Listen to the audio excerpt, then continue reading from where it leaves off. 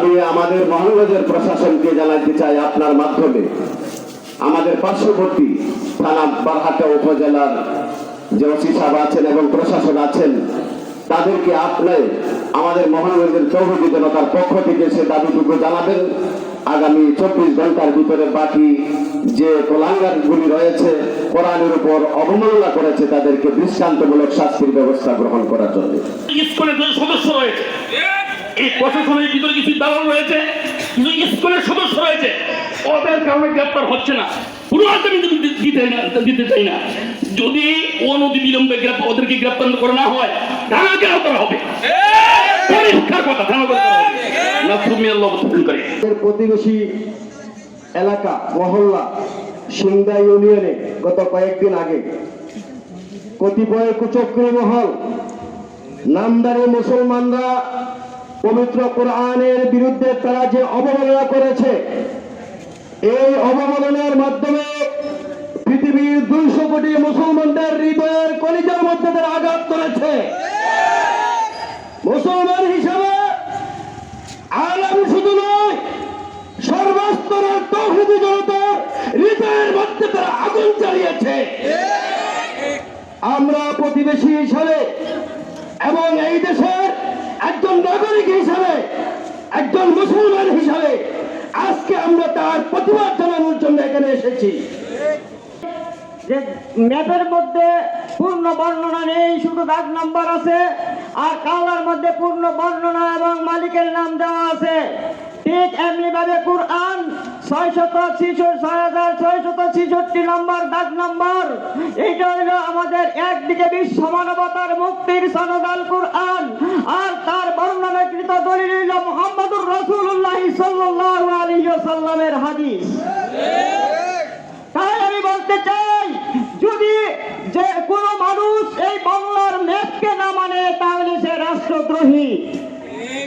আর এই ম্যাপ না মানিয়া যদি কারো জায়গা দখল করতে চায়, সে এই রাষ্ট্রদ্রোহী হয়ে অন্যায় করেছে বিদায় তাকে জেল জরিমানা দেওয়া হবে। ঠিক এমনি ভাবে কোরআনের বিরুদ্ধাচরণ যারা করে, এই কোরআনের বিরুদ্ধাচরণকারীও হবে নাস্তিক নরদম কুখ্যাত নরপশু।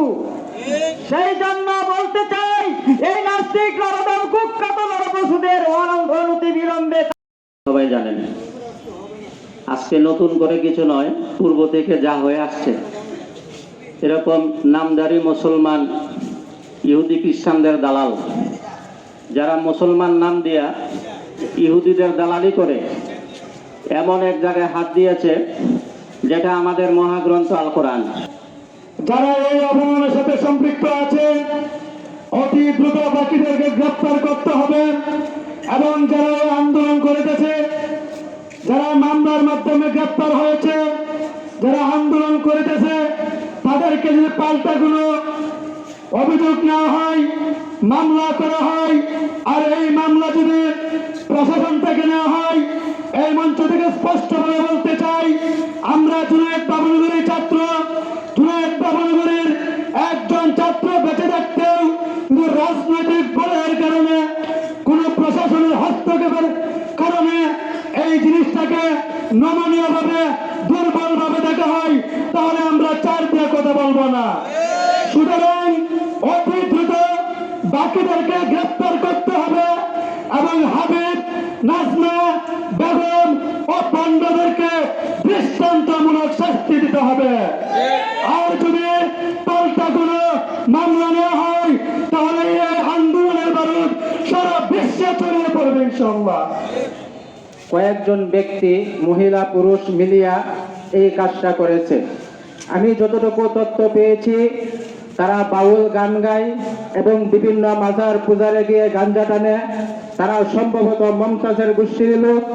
আমরা এই কোরআনকে অবমাননা করার জন্য প্রশাসনের কাছে, রাষ্ট্রের কাছে আমরা আকুল আবেদন করব, প্রয়োজনে সংসদে নতুন আইন পাশ করে যারা কোরআন এবং রসুলের বিরুদ্ধে কথা বলবে তাদেরকে দৃষ্টান্তমূলক শাস্তির ব্যবস্থা করবেন। যদি তা না করেন মুসলমানরা মৃত্যুকে ভয় পায় না, রসুল এবং কোরআনের জন্য তারা জীবন দিতে সদা সর্বদাই প্রস্তুত। এই জন্য কোনো মুসলমান পরোয়া করবে না যখন আপনারা রাষ্ট্রীয়ভাবে তাদেরকে আইনের আওতায় না আনবেন, তখন যদি মুসলমানরা পাবলিক ঘনদোলাই দেয় আর তখন যদি আপনারা বলেন এগুলো মব সৃষ্টি করেছে, তখন আপনাদেরকে আর কোনো অবস্থাতেই গণা হবে না। এই কোরআনকে অবমাননা করা হয়েছে। শুধু কোরআন বাংলাদেশের কোনো একটি কোরআন না, এটা সারা পৃথিবীর মহাগ্রন্থ আল কোরআন। এই কোরআনকে অবমাননা করা যে কতটা শাস্তিযোগ্য হতে পারে আমরা এটা সকলেই জানি। আমরা এখনো যে লোকগুলা বাহিরে আছে, প্রশাসনের কোনো ব্যবস্থা নিচ্ছে না, যে দুজনকে ধরছে তাদেরকে কঠিন শাস্তির আওতায় আনতে হবে। আমরা এই দাবি জানাচ্ছি যে কোরআনকে যারা অবমাননা করে তাদের জায়গায় বাংলায় হবে না। আমরা তাদেরকে কোথাও ঠিকানা দিতে চাই না। কোরআন মহাগ্রন্থ আল কোরআন, আমরা এই কোরআনের কোনো প্রশ্নে আমরা একদম সকলে অটুট আছি। মুসলমান যারা আছে আমরা সকলে এই কোরআনের অবমাননায় কঠিন শাস্তির দাবি জানাবো। দুইটা মোরতাদকে গ্রেফতার করেছে প্রশাসন, তারই প্রতিবাদে তার যে প্রতিপক্ষ মাজার পূজারীরা তারা আবার ওই এলাকার উলামায়ে কেরামের উপরে কাউন্টার মামলা করেছে, আর এই প্রশাসন এই কাউন্টার মামলা গ্রহণ করেছে। প্রশাসনকে আমরা কঠোর হুঁশিয়ারি দিচ্ছি, যদি কোনো উলামায়ে কেরামের উপরে একটা আঘাত করবেন আপনারা এই প্রতিবাদ এতটুকু দেখবেন যে এটা কন্ট্রোল করা আপনাদের পক্ষে সম্ভব হবে না ইনশাআল্লাহ। অবমাননা করার জন্য বাংলাদেশে কিভাবে তাদের সাহস হয়? সরকারকে বলতে চাই, বাংলাদেশে আর কোনো অবমাননাকারীদের জন্য নতুন আইন করে তাদের ফাঁসির মঞ্চে ঝুলানোর ব্যবস্থা করতে হবে।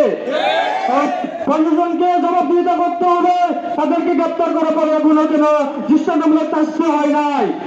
আমরা সোশ্যাল মিডিয়ায় দেখতে পেরেছি নাজরা বেগমকে গ্রেফতার করা হচ্ছে, বাকি অন্যরা গ্রেফতার হয় নাই। অনেক বিলম্বে প্রশাসনকে বলবো যেন তাদেরকে গ্রেফতার করা হয় এবং তাদেরকে আইনের আওতায় আনা হয়। না হয় এই আন্দোলন শুধু মোহনগঞ্জ বারহাট্টার মধ্যে সীমিত থাকবে না, সারা বাংলাদেশে আন্দোলন ছড়িয়ে পড়বে। আইনের প্রতি শ্রদ্ধা জানিয়ে বলতে চাই, এই পুলন্দারকে ধরে এদেরকে আইনের আওতায় এনে সুষ্ঠু যেন বিচারের আওতায় আনা হয়। এই কিতাবকে শুধু বারহাট্টা উপজেলায় নয়, চন্দ্রপুর গ্রামে নয়, সারা পৃথিবীর যে কোনো জায়গায় কোরআনকে অবমাননা করবে বাংলাদেশের মুসলমান নয়, সারা পৃথিবীর যে কোনো জায়গায় একেবারে অল্প থেকে অল্প ইমানদার হলেও সেই মুসলমান ঘরে বসে থাকতে নয়। সেই মুসলমান কোরআনের অপমান করলে, কোরআনকে অপমান করলে তার প্রতিবাদ গড়ে তুলবে। যারা এখনো বাইরে চলাফেরা করছে তাদের গেটি ধরে, যদি প্রশাসন না ধরে আমরা তাদেরকে যেখানে পাবো সেখানেই ধরে তাদের প্রশাসনের হাতে উঠিয়ে দেব। এই বলে আমার সংক্ষিপ্ত